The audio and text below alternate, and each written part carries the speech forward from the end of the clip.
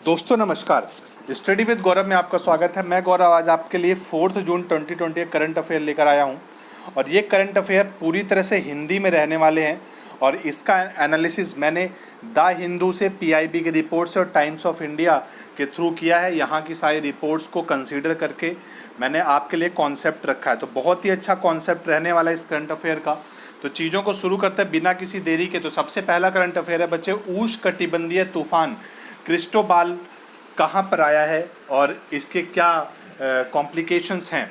तो ये उष्णकटिबंधीय तूफान क्रिस्टोबाल जो है वो मैक्सिको में कहाँ आया है बच्चे, ये आया है मैक्सिको के अंदर।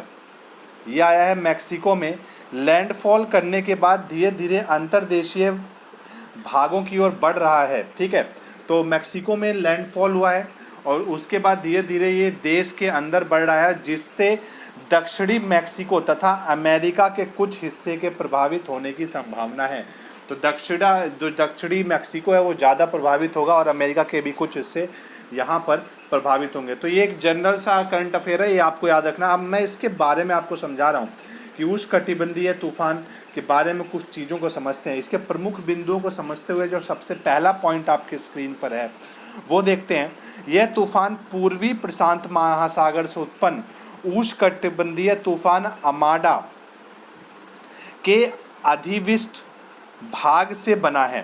ठीक है, तो ये किससे बना है? जो क्रिस्टोबाल तूफान है ये अमाडा तूफान से बना है और ये कहाँ से उत्पन्न हुआ है? पूर्वी प्रशांत महासागर से उत्पन्न हुआ है, ये पहली बात। ठीक है, तो यहाँ पे ध्यान देने वाली चीज़ क्या है? अमाडा तूफान के कारण हाल ही में अल साल्वाडोर और गवाटेमाला में कम से कम 17 लोग मारे गए थे अभी जल्दी ही। ठीक है, तो अमाडा तूफान अभी कहाँ आया था? साल्वाडोर और गवाटेमाला में आया था, जहाँ पर 17 लोग इसकी वजह से मारे गए थे। और ये अमाडा तूफान का ही एक प्रारूप है जो कि क्रिस्टोबाल नाम से मैक्सिको में जाना जाएगा। ठीक है, तो उष्णकटिबंधीय तूफान क्रिस्टोबाल का निर्माण कहाँ हुआ है? मैक्सिको की खाड़ी में हुआ है। ये एक बहुत ही इम्पोर्टेंट पॉइंट है। ज्योग्राफी पॉइंट ऑफ व्यू से चीज़ों को मैं समेट कर आपको बता रहा हूँ।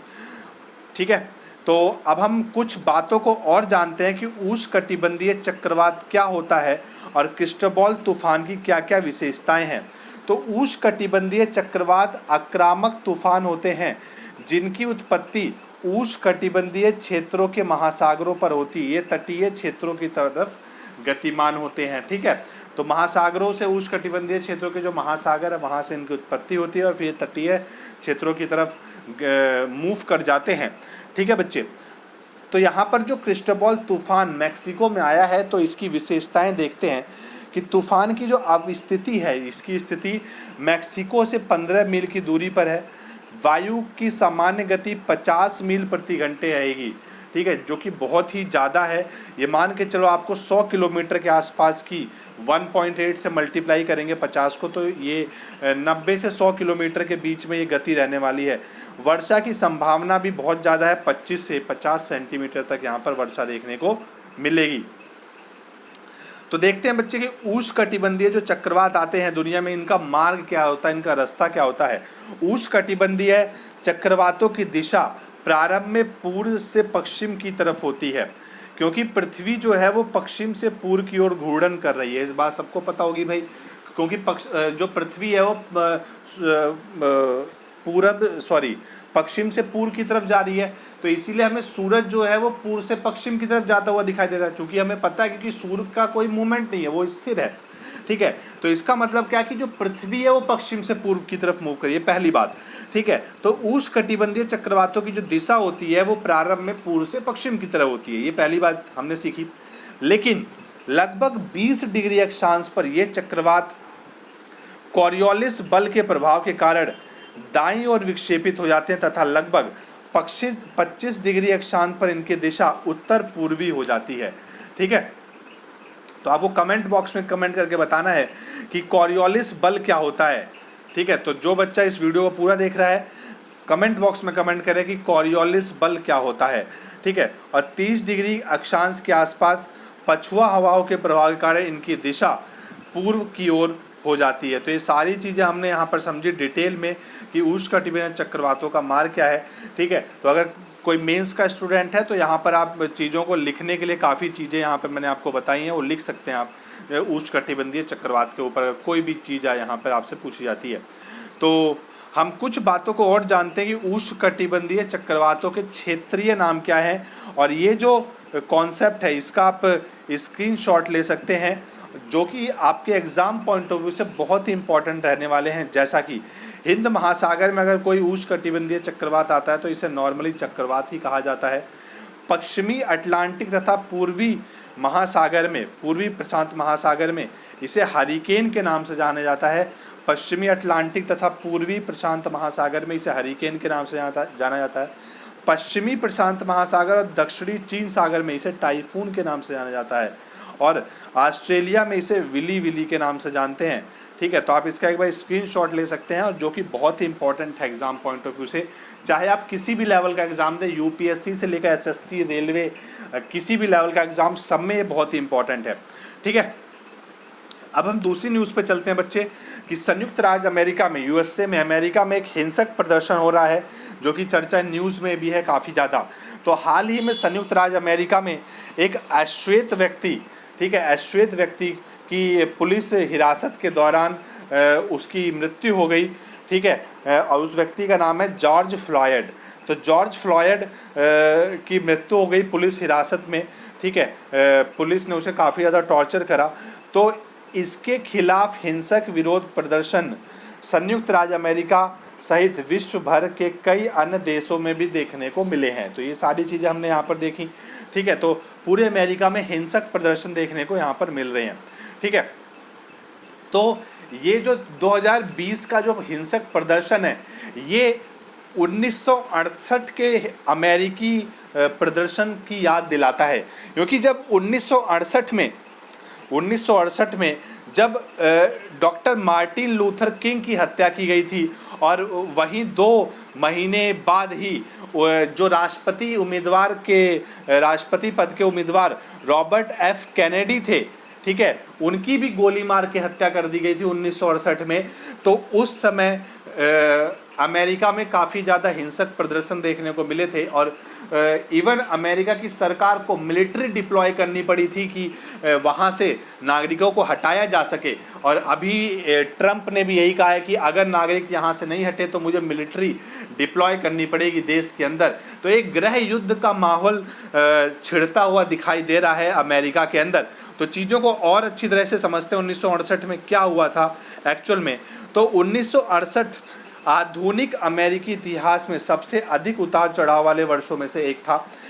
उल्लेखनीय है कि वियतनाम युद्ध के खिलाफ अमेरिका में विरोध प्रदर्शन पहले से ही हो रहा था, और 4 अप्रैल 1968 को टेनेसी राज्य के मॉफिन्स के एक होटल को कहते हैं में डॉक्टर मार्टिन लूथर किंग की हत्या कर दी गई।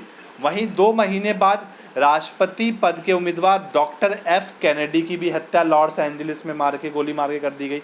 तो इन सब के चलते ही डॉक्टर किंग की हत्या के कारण अमेरिकी शहरों में हिंसक विरोध प्रदर्शन शुरू हो गया। और इस जो 4 अप्रैल 1968 का जो सप्ताह है, इस सप्ताह को the holy week of uprising के नाम से, द पवित्र सप्ताह विद्रोह के नाम से भी जाना जाता है। 4 अप्रैल 1968 का जो सप्ताह है, और ये हर वर्ष 4 अप्रैल का जो सप्ताह है इसे होली वीक के नाम से, होली वीक अपराइजिंग या पवित्र सप्ताह विद्रोह के नाम से मनाया जाता है, जो कि डॉक्टर मार्टिन लूथर किंग की मृत्यु के लिए वहाँ के लोग उसे मनाते हैं। ठीक है, तो ये सारी चीज़ें हमने यहाँ पर समझी। तो ये काफ़ी इंपॉर्टेंट लाइन है, इसको आप लिख सकते हैं कहीं पर। तो यह जो हिंसक विद्रोह हो रहा है यूएसए में, ये वॉशिंगटन डीसी में, शिकागो में, बाल्टीमोर, कंसास सिटी सहित सभी जगहों में अधिकतर अश्वेत युवाओं द्वारा किया जा रहा है, क्योंकि अश्वेत व्यक्ति की वहाँ पुलिस के द्वारा मृत्यु हुई है टॉर्चर के दौरान, जिससे अमेरिकी गृह युद्ध की याद ताज़ा हो रही है 1968 की। तो ये सारी चीज़ें मैंने आपको समझाई डिटेल में। तो आशा करता हूँ चीज़ें आपको समझ में आ रही हैं, और अगर वीडियो पसंद आ रही है तो वीडियो को लाइक करें, शेयर करें, चैनल को ज़्यादा से ज़्यादा सब्सक्राइब करें। तो देखते हैं अगली न्यूज़ भाई। अगली न्यूज़ है कोविड-19 प्रबंधन सूचकांक तो जो कोविड-19 प्रबंधन सूचकांक है, केंद्र सरकार की एक रिपोर्ट है, सेंट्रल गवर्नमेंट की एक रिपोर्ट है, जिसमें केंद्र सरकार ने इसमें 10 राज्यों को लिया था विश्लेषण के लिए, और जिसमें राजस्थान जो है वो प्रथम स्थान पर रहा है। ठीक है, तो इस जो प्रबंधन सूचकांक को आप ऐसे समझ सकते हैं, एक मैनेजमेंट सूचकांक है। ठीक है, एक मैनेजमेंट इंडेक्स है। ठीक है, कि कौन सा राज्य कितने अच्छी तरह से चीज़ों को मैनेज कर रहा है जहाँ पर कोरोना वायरस ज़्यादा फैले हुए हैं। तो जो टॉप 10 राज्य थे कोरोना वायरस के, कि वहाँ पर जहाँ पर केसेस ज़्यादा हैं, तो उन राज्यों को लिया गया और वहाँ पर देखा गया कि कहाँ पर चीज़ें अच्छी तरह से मैनेज हो रही हैं, तो उसमें राजस्थान सबसे नंबर 1 पर आया है। तो इसके प्रमुख बिंदु को देखते हैं कि जैसे कि कोविड-19 महामारी का जो डबलिंग टाइम, ठीक है, मतलब डबल हो रहे हैं जितने दिनों में, वो देश भर में 12 दिन है। जैसे आज मान लो कोविड-19 के फॉर एग्जांपल 2.5 लाख केस हैं, तो अगले 12 दिन में ये जो केसेस हैं वो 5 लाख हो रहे हैं। ठीक है, तो डबलिंग टाइम इसे कहते हैं। तो वही राजस्थान में ये जो दिन है वो 18 दिन है। ठीक है, तो ये एक चीज़ राजस्थान में देखी गई। वहीं जो कोविड-19 प्रबंधन सूचकांक में कोविड-19 में पॉजिटिव मामले, सही हो चुके मरीज, मृत्यु दर जैसे पैरामीटर के आधार पर भी राज्यों का विश्लेषण किया गया है। ठीक है, तो ये सारी चीज़ें, तो इसमें आपको सिंपल याद रखना है कि राजस्थान जो नंबर 1 पर है कोविड-19 प्रबंधन सूचकांक में। ठीक है, तो ये बस इतनी सी बात आपको याद रखनी है। ठीक है, अब हम देखते हैं कि भारत में कोरोना वायरस के अद्वितीय लक्षण A3I। ठीक है, तो A3I क्या है? ठीक, तो कोरोना वायरस का एक नया जीनोम, या आप ऐसे समझ सकते हैं कि नया प्रकार भारत में देखने को मिला है, उसका नाम है बच्चे A3I।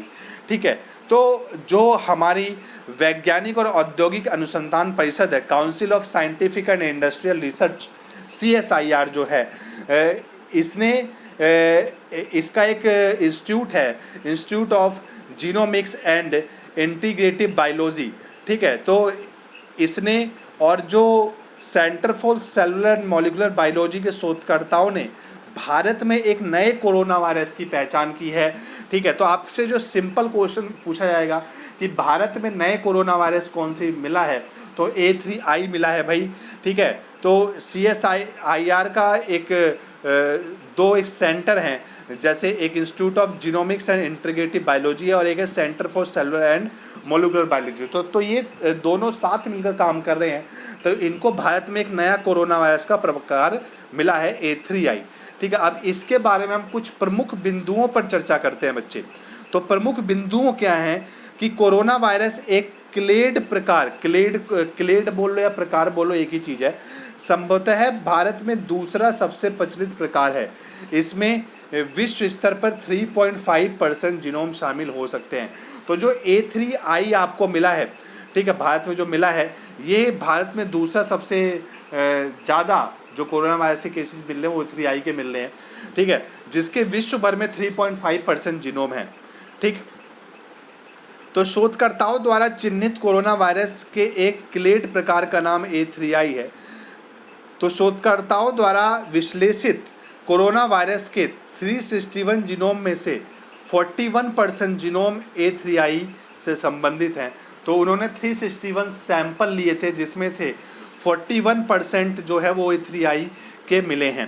ठीक है, तो जो भारत में कोरोना वायरस का जो सबसे प्रमुख प्रकार है, प्रकार बोल लो या क्लेड बोल लो, तो ये जब हम वायरस के प्रकारों की बात करते हैं तो उसके लिए एक बायोलॉजिकल टर्म यूज़ करते हैं जिसे बोलते हैं क्लेड। ठीक है, तो जो सबसे प्रमुख प्रकार है वो कौन सा बच्चे? A2A। कौन सा बच्चे? A2A। ठीक है, तो ये A2A सबसे प्रमुख प्रकार है। ठीक है, तो आप चीज़ों को समझ रहे होंगे। और जो कि 361 में से 45% जीनोम A2A से संबंधित हैं। तो 41% जो जीनोम हैं वो किसके हैं? वो हैं बच्चे A3I के, और A2A के कितने हैं? 45%। तो ये सारी चीज़ें आपको समझनी है। ठीक है, तो क्लेड जो होता है, क्लेड सार्स कोरोना वायरस 2 का क्लेड या प्रकार एक समूह है जिसमें जीनोम के कुछ हिस्सों में विशेष उत्परिवर्तन या समानता के आधार पर सामूहिक समीकृत किया गया है। ठीक है, तो उत्परिवर्तन का मतलब होता है म्यूटेशन। ठीक है, तो कौन सा वायरस कितना अपने आप को म्यूटेट करता है और अपनी संख्या को बढ़ाता है, तो ये सारी चीज़ें आती हैं उत्परिवर्तन में। तो A3I के अनुक्रमण में 4 स्थानों पर भिन्नता के कारण इसे दूसरे वायरस से अलग है। तो इसका जब हम डीएनए एनालिसिस करते हैं तो उसमें जो 4 कोडिंग है वो अलग पाई गई है A3I में, ठीक है, इसीलिए ये दूसरे वायरस से अलग है। वैज्ञानिक विश्लेषण के अनुसार A2A की तुलना में A3I का उत्परिवर्तन बहुत ही धीमी गति से होता है। तो ये एक बहुत अच्छी चीज़ है कि इसका जो म्यूटेशन है बहुत ही धीमी गति से होता है और इसके प्रकार को रोकने का संभावित कारण भी हो सकता है। तो ये सारी चीज़ें हमें देखने को मिल रही है। तो जैसे जैसे वायरस के हमें नए केसेस देखने को मिल रहे हैं तो हमें क्या देखने को मिल रहा है कि कोरोना वायरस का जो जीनोम है वो थोड़ा वीक देखने को यहाँ पर मिल रहा है, ठीक है। तो इससे एक गुड न्यूज़ है जिससे रिकवरी बहुत जल्दी देखने को मिलेगी आने वाले टाइम में। हालांकि साइंटिस्टों ने बोला कि भारत के लिए जो जून और जुलाई है बहुत ही क्रूशियल रहने वाले हैं।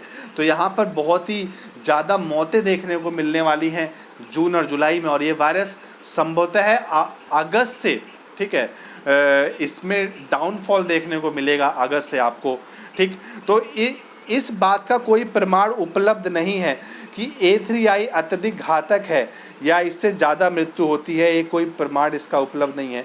A3I का जो प्रसार है मेनली तमिलनाडु, तेलंगाना, महाराष्ट्र और दिल्ली, इन 4 राज्यों में देखने को मिला है। तमिलनाडु, तेलंगाना, महाराष्ट्र और दिल्ली में देखने को यहाँ पर मिला है, ठीक है। विश्व भर में 11 प्रकार हैं, सार्स कोरोना वायरस के 11 प्रकार हैं, जिसमें से 6 प्रकार वायरस भारत में चिन्हित किए गए हैं। टोटल 11 हैं और भारत में कितने हैं? 6, जिसमें सबसे ज़्यादा A2A है, दूसरे नंबर पे A3I है। तो ये याद रखना है, ये 2 नाम जरूर याद रखने हैं भाई। तो A2A फेफड़े को अत्यधिक प्रभावित करता है। तो देख रहे हैं, तो जो सबसे ज़्यादा वायरस है वो अभी ज़्यादा प्रभावित कर रहा है। तो जैसे जैसे इसकी संख्या कम होगी, म्यूटेशन से कन्वर्ट होगा A3I में, ठीक है, तो उसी तरह से पेशेंट के जो मृत्यु दर है वो भी घटेगी और रिकवरी रेट भी धीरे धीरे बढ़ेगा। तो वर्तमान में दुनिया भर में A2A का प्रसार जो है सबसे अधिक है और भारत में भी सबसे अधिक है। पिछले अध्ययनों का ये पता लगा है कि टाइप O, ये भी एक वायरस का प्रकार है, ये सबसे पुराना वायरस है जिसे चीन में चिन्हित किया गया था। इंडियन काउंसिल ऑफ रिसर्च, ठीक है, Indian council of medical research ने ICMR के अनुसार भारत में सार्स कोरोना वायरस के 3 प्रमुख क्लेड प्रचलित हैं, ठीक है, जिसका स्रोत जो है वुहान, अमेरिका और यूरोप है, ठीक है। तो ये सारी चीज़ें हमने यहाँ पे डिटेल में समझी। तो आशा करता हूँ आपको चीज़ें समझ में आ रही हैं, और अगर आपको चीज़ें समझ में आ रही हैं तो वीडियो को लाइक करें, शेयर करें और चैनल को सब्सक्राइब करें, ठीक है। तो चीज़ों को और डिटेल में हम समझते हैं, जैसा कि एक सेंटर की चर्चा मैंने पीछे करी थी, centre for cellular and molecular biology, ठीक है। तो इसके बारे में कुछ बातें समझते हैं। तो ये जो सेंटर है ये एक प्रमुख अनुसंधान संस्थान है जिसकी शुरुआत 1 अप्रैल 1977 में एक अर्ध स्वायत्त संस्थान के रूप में की गई थी, ठीक है। तो आधा प्राइवेट और आधा गवर्नमेंट संस्थान के रूप में की गई थी। इसका उद्देश्य मुख्यतः है आधुनिक जीव विज्ञान के क्षेत्र में उच्च गुणवत्ता वाले अनुसंधान का संचालन करना है, और दूसरा जो उद्देश्य है जीव विज्ञान के अंतर अनुसंधानात्मक क्षेत्रों में नई और आधुनिक तकनीकों के लिए केंद्रीकृत राष्ट्रीय सुविधाओं को बढ़ावा देना, ये इसका उद्देश्य है।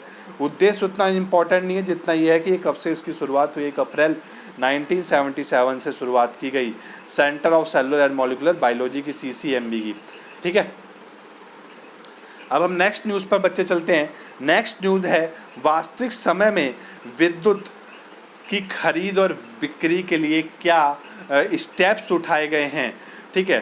तो विद्युत की खरीद और बिक्री के लिए जो हमारे मिनिस्टर हैं, पावर मिनिस्टर पीयूष गोयल, ठीक है, तो इन्होंने विद्युत मंत्रालय, मिनिस्ट्री ऑफ पावर ने 3 जून 2020 को वीडियो कॉन्फ्रेंस के माध्यम से देश भर में वास्तविक समय में विद्युत की खरीद बिक्री हेतु बाजार की शुरुआत की है।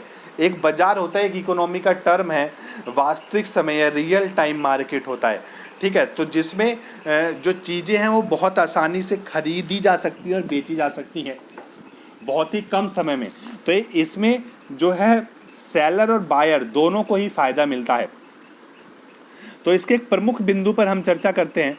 तो प्रमुख बिंदु क्या है कि विद्युत मंत्रालय द्वारा उठाए गए इस कदम से भारतीय विद्युत बाजार भी विश्व में संचालित रियल टाइम इलेक्ट्रिसिटी मार्केट, एक मार्केट होती है रियल टाइम मार्केट, ठीक है, इसको आप पढ़ के इसके बारे में कमेंट करना आप कमेंट बॉक्स में। तो रियल टाइम इलेक्ट्रिसिटी मार्केट की श्रेणी में भी शामिल हो गया भारत भी, ठीक है। तो ये जरूर याद रखना आपको, रियल टाइम इलेक्ट्रिसिटी मार्केट, ऐसे पॉइंट हम करंट अफेयर में छोड़ देते हैं, ठीक है। तो यहाँ से आपको चीज़ें ज़रूर देखने को मिलेंगी आईएएस के एग्ज़ाम में या पीसीएस के एग्ज़ाम में, यूपीएससी ईपीएफओ जैसे एग्ज़ाम में आपको चीज़ें यहाँ से ज़रूर देखने को मिलेगी।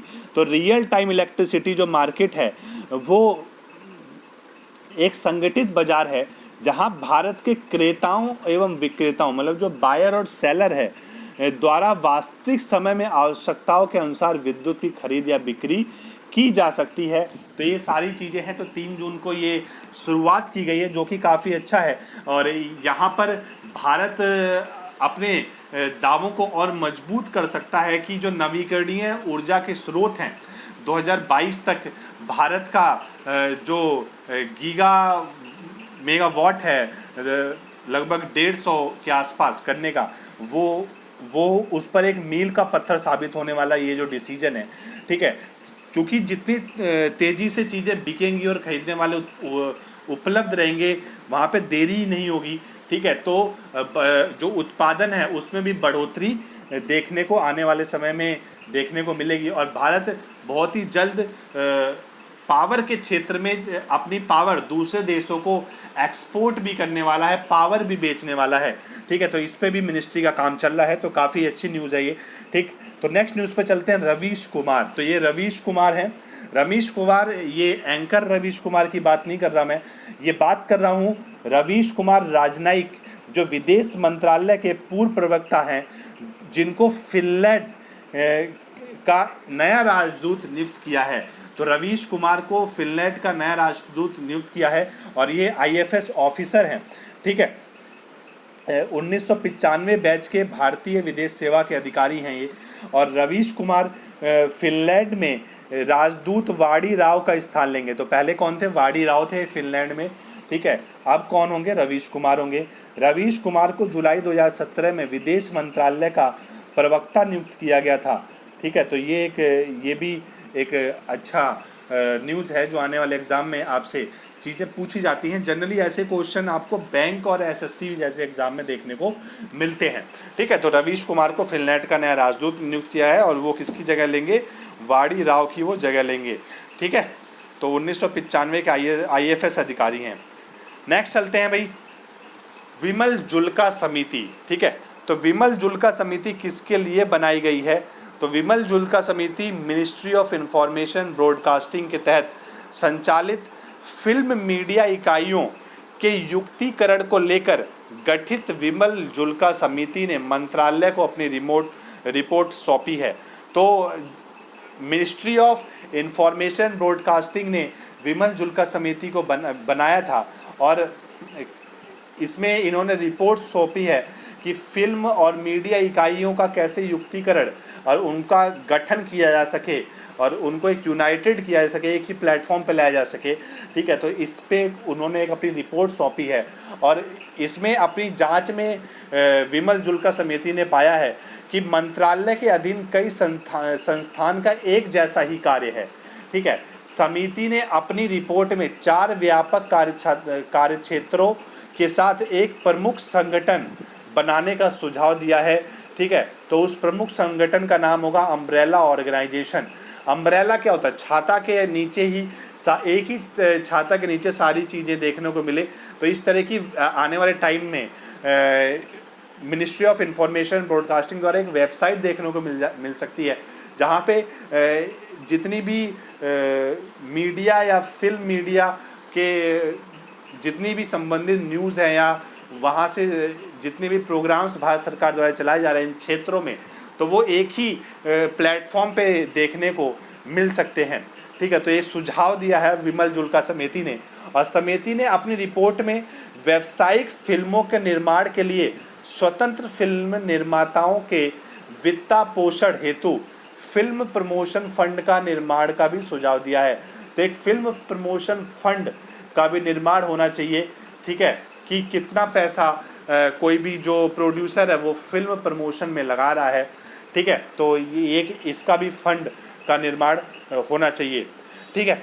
तो इसके अतिरिक्त समिति ने राष्ट्रीय film Vikas Nigam, national film development corporation, film design, children film society of India, Satyajit रे और फिल्म टेलीविज़न संस्थान, फिल्म मौसम निदेशालय, ये सारे जो इंस्टीट्यूट हैं, ठीक है, और जो भारत का राष्ट्रीय फिल्म संग्रहालय है, इसके विकास के लिए एक रोड मैप सुझाया है। तो ये जितने भी फिल्म से रिलेटेड जितने भी संस्थान हैं, इनके विकास के लिए विमल जुल्का समिति ने एक रोड मैप सुझाया है। तो आने वाले एग्जाम में ज़रूर यहाँ से क्वेश्चन बन सकता है कि विमल जुल्का समिति किससे संबंधित है, ये आपको दिमाग में बिठाना है। इसी के साथ बच्चे हम वीडियो ख़त्म करते हैं, और अगर आपको वीडियो पसंद आई है तो वीडियो को शेयर करें, लाइक करें और चैनल को सब्सक्राइब करें, ठीक है। तो घर पे रहिए और लॉकडाउन का भरपूर फ़ायदा उठाइए, चीज़ों को समझिए और डेप्थ में स्टडी करिए, तभी उसका फ़ायदा है। धन्यवाद।